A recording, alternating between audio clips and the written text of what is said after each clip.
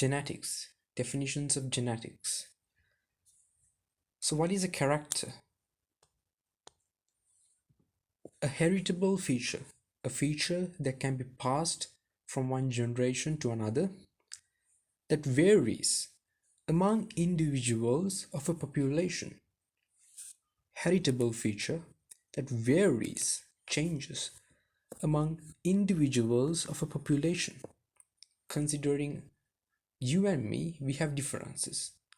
We are a population and we have as individuals differences.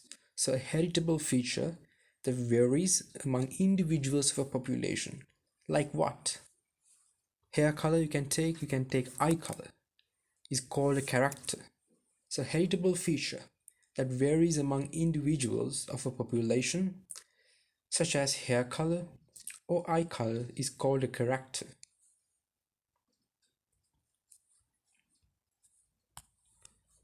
So what do you mean by a trait then? So we most often confuse character and trait. So this is what a trait really means. The heritable variant of a character. The heritable variants of a character. Heritable variants of a character in an organism, such as what? Brown or blonde hair in human is called a trait. So these are the points. A heritable, it can be passed on. And the heritable variants of a character. So if you take the character as hair color, right? The heritable variants, what are the variations of those hair colors? Brown or blonde, right? Those are the traits of the character hair. Hair is the character, the traits are the forms like brown or blonde. So the heritable variant of a character in an organism, such as brown or blonde hair in human, is called a trait. It's very simple.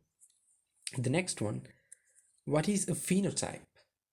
Observable traits. These traits are observable. Observable traits of an organism is called a phenotype. What you can really see when you see me. When you see me, what you can really see physically is the phenotype. Observable traits of an organism is called a phenotype.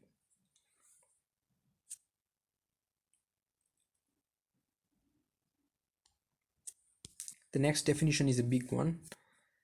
Sometimes the facts in this definition could be more than what they expect, but it's better to write whatever we can, a full definition, so that we won't lose marks, because professors most often, certain professors, right, there's some discrepancy because certain professors say this is enough, but the others may argue, you need this fact, you need this additional fact. So it's better for our health to give a full definition that cannot cause them to reduce our marks. So we should always give an effort to write the fullest definition. So what is a gene? A deep definition. A gene. Gene is the basic unit by which genetic information is passed from whom? From parent to offspring. Now, which is a DNA sequence. Where is it there? Where it is residing usually at a specific locus on a particular chromosome and contributes to the development of one or more traits.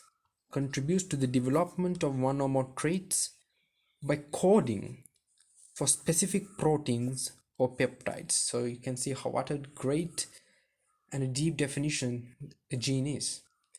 Gene is the basic unit. It's like a base. It's the basic unit by which genetic information is passed. This is because of the gene, only genetic information can be passed from our parents to us, which is a DNA sequence. Now this gene is a DNA sequence. Now where is it present? You have to note the location. It is present, it's residing at a specific locus. You know what a locus is, right? A region like this, specific locus on a particular chromosome, and contributes to the development of one or more traits. Now it has a contribution to the development of features like hair color, eye color, things like that. So it has a contribution to the development of one or more traits. But how are they contributing? Through what? By coding for specific proteins or peptides, because they code, they have the information to make certain proteins. Now these proteins get together and make a certain trait. So it's like the information, right? It's like the information that, right, that enriches, that gives proteins, right? It gives rise to proteins. That information helps the cells make these proteins which decide our trait. The next definition. So what is a locus? As a simple definition, what is a locus? Locus is a fixed position on a chromosome, as we saw. Locus is a fixed. So you have to say fixed, you have to underline fixed position on a chromosome. Locus is a fixed position on a chromosome.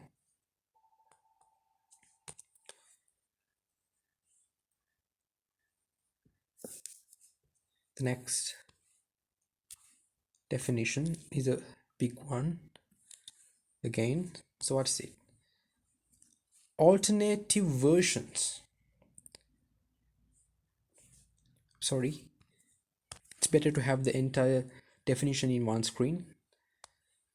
So what are known as alleles? What do you mean by alleles? Now we most often confuse these things. What do you mean by alleles? Alternative versions of genes.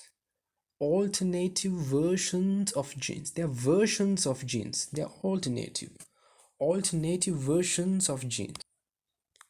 It's something that you can pick up, right? The black pen or the blue pen. They are pens, but you can pick up the black pen or the blue pen. So they are alternative versions of genes. Now, where are they present? They're residing on the same locus of different chromosomes. So you see, they're residing, they're staying, right? They're spending their time on the same locus of different chromosomes. They are in the same locus, but of different chromosomes this time. See, alternative versions of genes residing on the same locus of different chromosomes, not on the same chromosome. They are on different chromosome. Let's say this homologous chromosome. So this is capital T, this simple t. See, that's the idea behind this. So these are alleles. So alternative versions of genes residing on the same locus of different chromosomes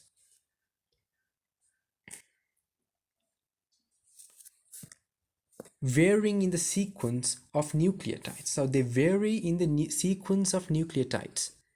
They vary in the sequence of nucleotides. They vary in the sequence of nucleotides affecting the function of proteins encoded by the gene. So the gene encodes these proteins. So the function of the proteins is decided by these alleles. Thus the phenotype of the organism, right, it actually affects the function of the proteins, therefore it affects the function of the phenotype. Proteins only express these phenotypes, right? They contribute to the trait, right? The proteins. These are known as alleles. So once again together, alternative versions of genes residing on the same locus of different chromosomes, remember, varying in the sequence of nucleotides. They vary in their sequence of nucleotides affecting the function of proteins encoded by the gene. So the gene encodes a certain proteins. So the function of that gene is being affected by this sequence of nucleotides. So we have to take this very simply and understand this a bit tough, these definitions of genetics. So alternative versions of genes residing on the same locus of different chromosomes, varying in the sequence of nucleotides, affecting the function of proteins encoded by the gene, and thus the phenotype of the organism are known as alleles.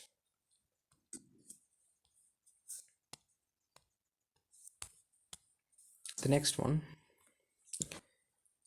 What do you mean by the homozygous state? What do you really mean by that? The condition of having two identical alleles. The condition of having two identical alleles for a given gene is known as homozygous state. So like this. If you have capital T, that's the one they're talking about. So the condition of having two identical alleles for a given gene is known as homozygous state. That's simple. Next one. What do you mean by the heterozygous state? Now these are very simple basic definitions. Nothing hard about it, but we can get through. Having two different alleles this time, right? Like this. Capital T, simple t. Having two different alleles for a given gene is called a heterozygous state. Having two different alleles for a given gene is called a heterozygous state.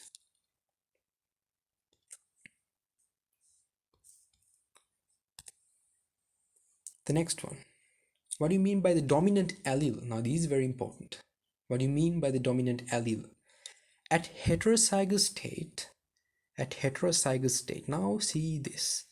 You have to focus on the heterozygous state this time, right? At the heterozygous state, the allele which determines the allele which determines the organism's phenotype, by masking the expression of the other is referred to as the dominant allele. So at heterozygous state, the allele which determines the organism's phenotype by masking the expression of the other. Now let's say, you have to understand this by looking at this figure.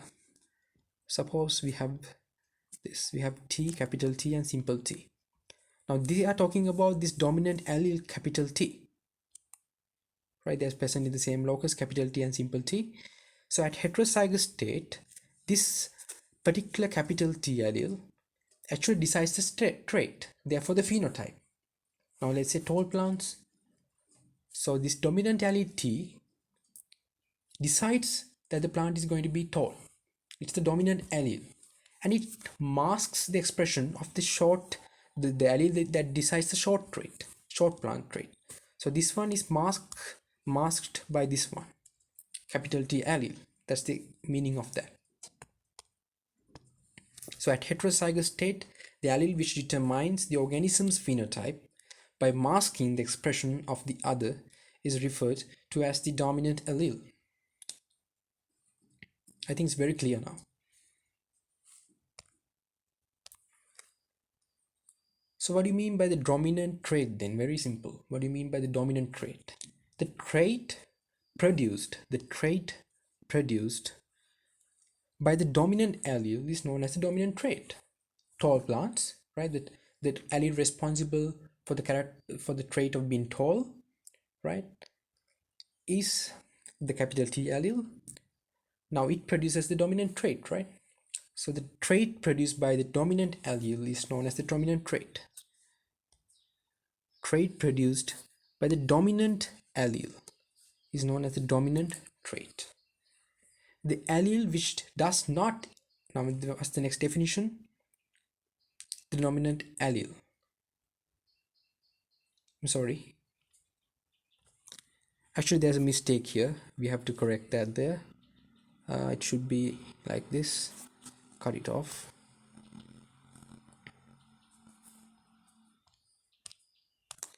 Should be recessive allele here. Recessive allele. The allele, what do you mean by recessive allele now? The allele which does not exhibit any noticeable effect on the organism's phenotype at heterozygous state is known as recessive allele. Okay, so the allele which does not exhibit any noticeable effect on the organism's phenotype at heterozygous state. It's very simple. Now, you see, why have we got to mention heterozygous state? Now, understand this logically. Why do you have to mention heterozygous state here? Because at heterozygous state only we can compare, right? Now, let's say at homozygous state, if you take tall plant, right? Right? At if it's a tall plant at homozygous state, we have two capital 2 alleles deciding that, right? But at recessive state, still simplicity decides the short plant. But at heterozygous state, the power taker, the hero, who is that hero, is the dominant allele. It masks the expression, it destroys the expression of the simple T allele. So that's why we are talking about the heterozygous state. The allele which does not exhibit any noticeable effect, it doesn't show any noticeable effect on the organism's phenotype at heterozygous state is known as the dominant allele. The next one is recessive trait. Same pattern, right? The recessive trait now. The trait hidden on the recessive allele is known as the recessive trait. The trait hidden, the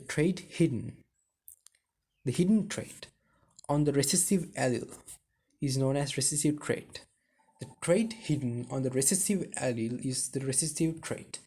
Now, the trait, you can say like this also, but don't write it in the exam. The trait that is expressed at homozygous state only, right? Now, it's by the recessive alleles. Now, we know at homozygous state and also in heterozygous state, the dominant allele is expressed, but only in the recessive. But when the recessive allele is expressed, the recessive allele is expressed only in the homozygous state. The trait hidden on the recessive allele is the recessive trait. Now, what are contrasting traits? Simple. Contrasting traits, characters that occur in two distinct, contrasting phenotypic forms, such as tall stem length versus short stem length, in the form of traits are known as contrasting traits. So, what are contrasting traits then? Characters that occur in two distinct, contrasting phenotypic forms. That means you can clearly see that they are different, such as tall stem length versus short stem length, right? You can see that the short plant, you can see clearly, you can differentiate from the tall plant. In the form of traits are known as contrasting traits. The short stem is one trait, tall stem is one trait. You can clearly see that difference.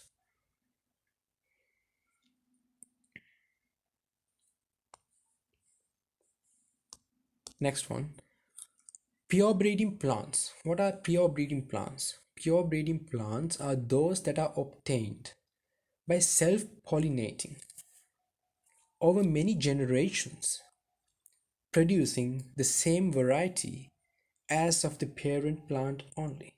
So pure breeding plants are those that are obtained by self-pollinating. Not just self-pollinating, but over for many generations. Self-pollinating for many generations to confirm, right? Producing the same variety as of the parent plant only. So the objective is to produce the same variety as that of the parent plant. So pure breeding plants are those that are obtained. How are they obtained? By self-pollinating. For how many generations? Many generations. Producing the same variety as for the parent plant only.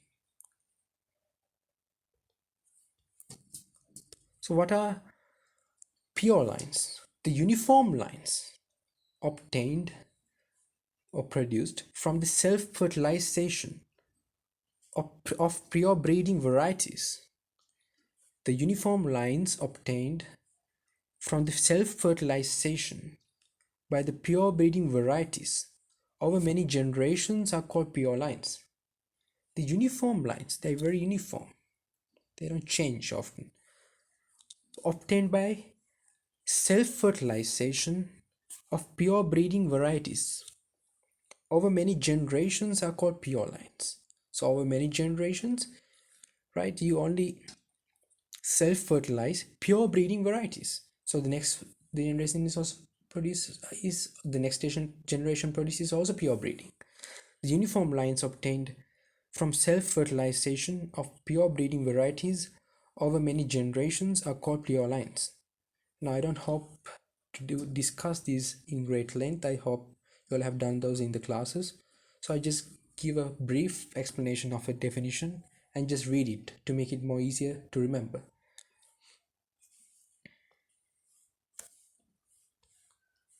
So what is hybridization then? Mating or crossing of two pure breeding varieties with contrasting traits is called hybridization. So mating or crossing of two pure breeding varieties. So you cross or you mate two pure breeding varieties. Not just two pure breeding varieties, but those two pure breeding varieties should have a qualification. What's their qualification? They should have contrasting traits. It's called hybridization. So mating or crossing of two pure breeding varieties with contrasting traits is called hybridization. Now what is the F1 generation? The plant progeny resulted from the hybridization is known as F1 generation. Plant progeny resulted from the hybridization is known as F1 generation. So plant progeny resulted from the hybridization. Now we talked about what hybridization was, link that. So plant progeny resulted from the hybridization is known as F1 generation. So what then is the F2 generation? The progeny that results from the self or cross-pollination between F1 generation plants are known as F2 generation. Now you have solved questions, right? So these definitions are very clear to you all, because the progeny that results from self or cross-pollination of F1 generation plants are known as F2 generation. Progeny that resulted from the self or cross-pollination of F1 generation plants are known as F2 generation.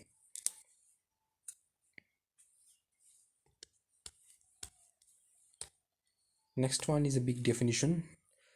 An organism, so we are talking about monohybrid. What do you mean by a monohybrid?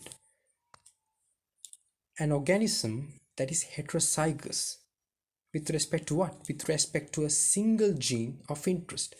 An organism that is heterozygous with respect to a single gene of interest. So if you are considering certain gene, that organism is heterozygous with respect to a single gene of interest.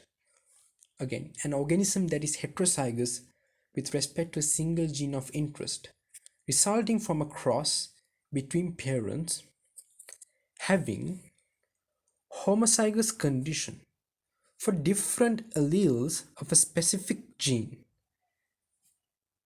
is referred to as a monohybrid. Now you see again, an organism that is heterozygous with respect to a single gene of interest, resulting from a cross having homozygous condition resulting between parents, okay, resulting from a cross between parents having homozygous condition for different alleles of a specific gene is known as a monohybrid. I'll explain that better.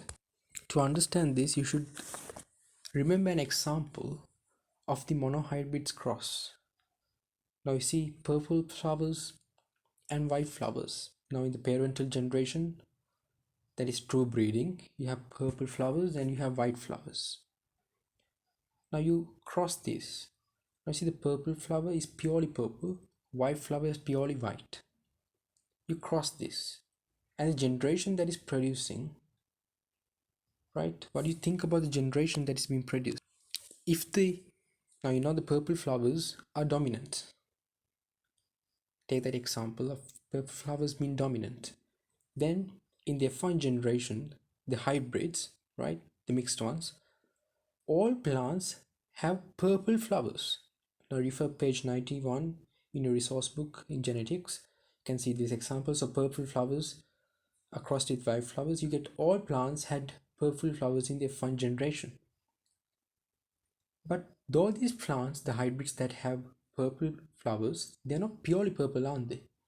So they're not purely purple. They are mixed. They have the purple. They have one purple dominant allele and one simple P allele. If you take capital P for being dominant and simple P for being recessive, they have capital P and simple P. So I thought it's better to just show it around here.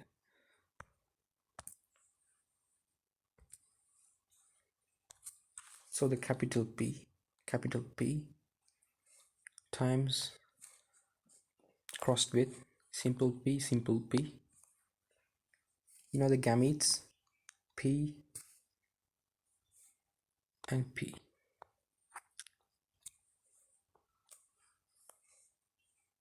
So the fusion of gametes, what do they produce? The genotype capital P, simple P. Now can you see that? These heterozygous. Now these are pure lines. It's capital P, not that this capital P. This simple P. Now this capital P, simple P. At the end you get a capital P and a simple P. So this is a heterozygous condition. Now let's understand the definition better. Alright.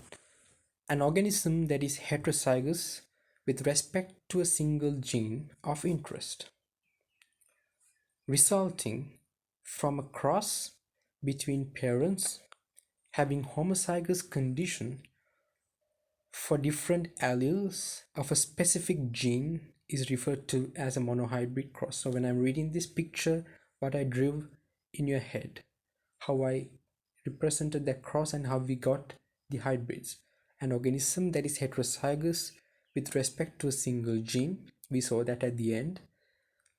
Resulting from a cross, we saw the cross between parents having homozygous condition for different alleles of a specific gene is referred to as a monohybrid.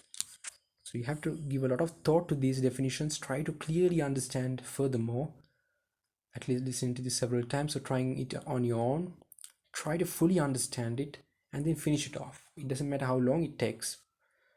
I think it's better than memorizing, understanding. The next one. What do you mean by a monohybrid cross?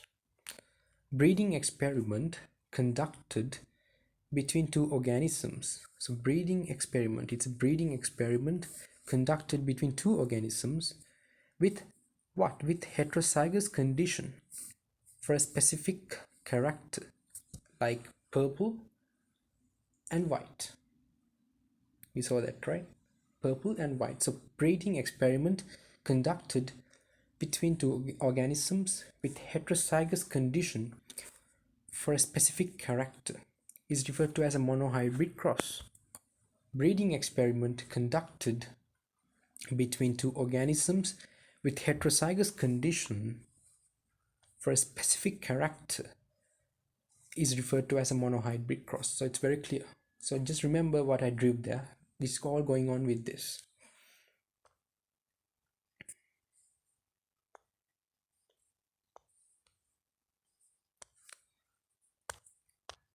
This is the last definition for this video. What do you mean by dihybrid? An organism that is heterozygous with respect to two genes of interest, resulting from a cross between parents having homozygous conditions for different alleles of two specific genes is referred to as a dihybrid. So these are heavy definitions. You have to stick with this. You have to live with these definitions for some time to fully grasp them. An organism that is heterozygous. See again, an organism that is heterozygous with respect to two genes of interest. Now we are taking two genes this time, right? Earlier we took only one gene, right? Like purple flowers, right? When you talked about purple flowers, we took only one gene. But now we are taking two genes here.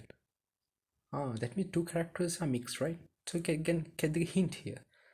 The organism that is heterozygous with respect to two genes of interest this time, resulting from the cross between parents having homozygous conditions. But again, like in the monohybrid cross, you have parents with homozygous conditions. So listen to this again and again, you get fully grasp this. It's a bit tough though. An organism that is heterozygous with respect to two genes of interest, resulting from the cross between parents having homozygous conditions. For what? For different alleles of two specific genes this time is referred to as a dihybrid, right? So an organism that is heterozygous with respect to two genes of interest resulting from a cross between parents having homozygous conditions for two different alleles of two specific genes is referred to as dihybrids. For two different alleles of two specific genes is referred to as a dihybrid. So once again, an organism that is heterozygous with respect to two genes of interest resulting from a cross between parents. What kind of parents? Having homozygous conditions for what? For two different alleles of for different alleles of two specific genes is referred to as a dihybrid. So once again, you have to understand what this cross is about. If you understand the dihybrid cross, you can understand what a dihybrid is.